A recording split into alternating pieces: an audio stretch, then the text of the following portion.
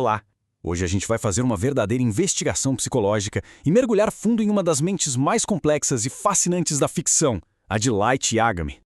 Gênio, líder, até mesmo um deus. Mas quem é o Light Yagami de verdade? Essa é a pergunta que alimenta debates há anos, não é? E hoje a gente vai conduzir uma análise quase forense para tentar, de uma vez por todas, responder a essa pergunta, usando a psicologia como nossa principal ferramenta de investigação. Bora começar? Então, o centro da nossa investigação está num debate que já dura muito tempo. A gente tem, basicamente, dois suspeitos principais para a personalidade do Kira. Porque a questão aqui não é se ele é um gênio, isso a gente já sabe. A questão é que tipo de gênio ele é. De um lado a gente tem o comandante, o NTJ. Pensa nele como alguém movido pela ação, pela eficiência no mundo lá fora. Do outro, o arquiteto, o INTJ. Esse é movido por uma visão interna, um grande plano mestre que guia cada passo.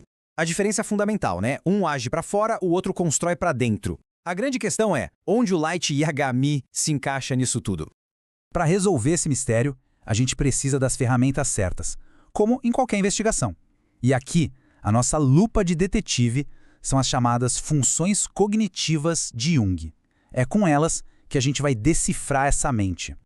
E o que são essas tais funções cognitivas? Bom, pensa nelas como se fossem os blocos de montar da personalidade, sabe? Elas não definem exatamente o que a pessoa faz, mas sim como a mente dela processa as informações para chegar naquela ação. É tipo o sistema operacional por trás de tudo. E cada tipo de personalidade tem uma pilha, uma hierarquia dessas funções. E é aqui que o caso começa a ficar realmente interessante. Olha só a arquitetura mental de cada um. O INTJ, o arquiteto, ele começa com a visão, com a intuição introvertida. E a ação vem depois, para servir a essa visão. Já o INTJ, o comandante, é o oposto. Ele começa com a ação, com o pensamento extrovertido. E a visão é só uma ferramenta para essa ação. Então, a pergunta de $1 milhão é: o plano mestre do Light era um meio para ele agir ou as ações dele eram um meio para concretizar o plano mestre? Certo, vamos começar a analisar as provas. E para isso a gente precisa voltar para o marco zero, aquele momento exato em que tudo começou, e dar uma olhada na motivação central do Light. E logo de cara, a gente já tem a primeira grande pista. A primeira coisa que ele pensa: este mundo está podre. Repara que isso não é uma observação factual, tipo, vi uma notícia ruim no jornal. Não, é uma conclusão total, intuitiva, sobre a essência do mundo. Isso é um sinal clássico da intuição introvertida dominante, a tal da Ni, que está sempre buscando o grande padrão por trás de tudo. Exato. E olha a reação dele quando encontra o Death Note. Ele não começa a testar os limites, tipo, deixa eu ver como isso aqui funciona. Não. Ele pula direto para uma visão completa, grandiosa. Eu serei o deus do novo mundo. Uma mente focada na ação, no Theo, provavelmente teria começado de forma mais metódica, mais passo a passo. Mas o Light, ele já começa com o final do filme pronto na cabeça. A visão vem primeiro. E o comportamento dele só reforça isso, né? Pensa bem, a maior parte do trabalho do Kira acontece onde? No quarto dele, sozinho. Um extrovertido dominante, mesmo um super focado como o NTJ, ia pirar com tanto isolamento. Mas pro Light, a solidão é o laboratório dele. É ali que a visão é refinada, nutrida. O mundo lá fora é só um tabuleiro para ser manipulado, não uma fonte de energia. Ok? Vamos avançar na investigação. Agora a gente vai analisar os momentos de aperto, de pressão. Porque é nessas horas que a máscara costuma cair e a gente consegue ver a verdadeira fiação mental de uma pessoa. E aqui a gente tem um momento crucial, o incidente com o Lind L. Taylor. O El arma uma isca genial e o Light morde com tudo. Ele cai direitinho na armadilha. Mas por quê? Como que um estrategista tão brilhante comete um erro tão básico, tão amador? A resposta está na função mais vulnerável dele. Vamos pensar. Um NTJ, o comandante todo focado em lógica, teria simplesmente ignorado o insulto. Seria só um ruído tático, sem importância. Matar o dublê foi uma burrice estratégica, ponto final. Mas o Light não reagiu a uma tática. Ele reagiu a um ataque pessoal. Um ataque à sua identidade moral. À sua autoimagem de eu sou a justiça. Essa explosão toda vem do sentimento introvertido dele, o Fi, que é super frágil e imaturo. E a gente tem quase um grupo de controle para testar essa teoria. Lembra do arco da Yotsuba, quando o Light perde a memória? Ali a gente vê a personalidade base dele sem o Kira.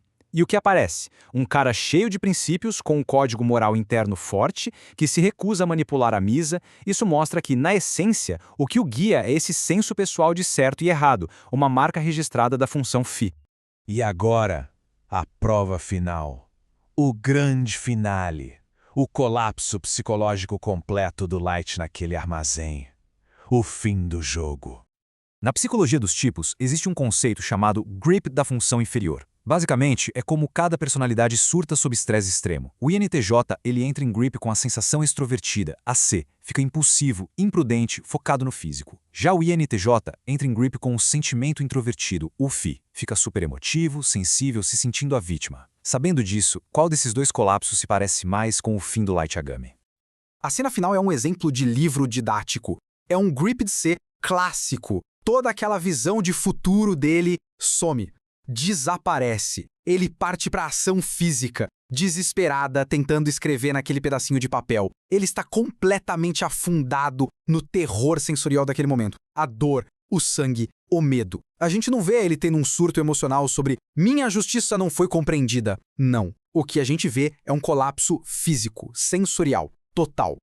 Então, depois de analisar a motivação, o comportamento sob pressão e, claro, o colapso final, acho que chegou a hora de juntar todas as provas e dar o nosso veredito final neste caso. Não resta mais dúvida. Todas as provas apontam para uma única conclusão. Light Yagami é um INTJ, o arquiteto. A visão profética de um novo mundo era o motor de tudo. Os planos meticulosos eram a ferramenta para construir essa visão. Aquela moralidade distorcida de eu sou a justiça, a justificativa dele. E no fim, o colapso na realidade física, a ruína. Cada peça se encaixa perfeitamente na estrutura mental do arquiteto. E isso tudo deixa a gente com uma pergunta final, para refletir mesmo. Se os mesmos traços que constroem um gênio são, ao mesmo tempo, as sementes da sua própria destruição, qual é o verdadeiro preço de uma visão perfeita? Fica aí a reflexão. Obrigado por acompanhar a gente nessa investigação.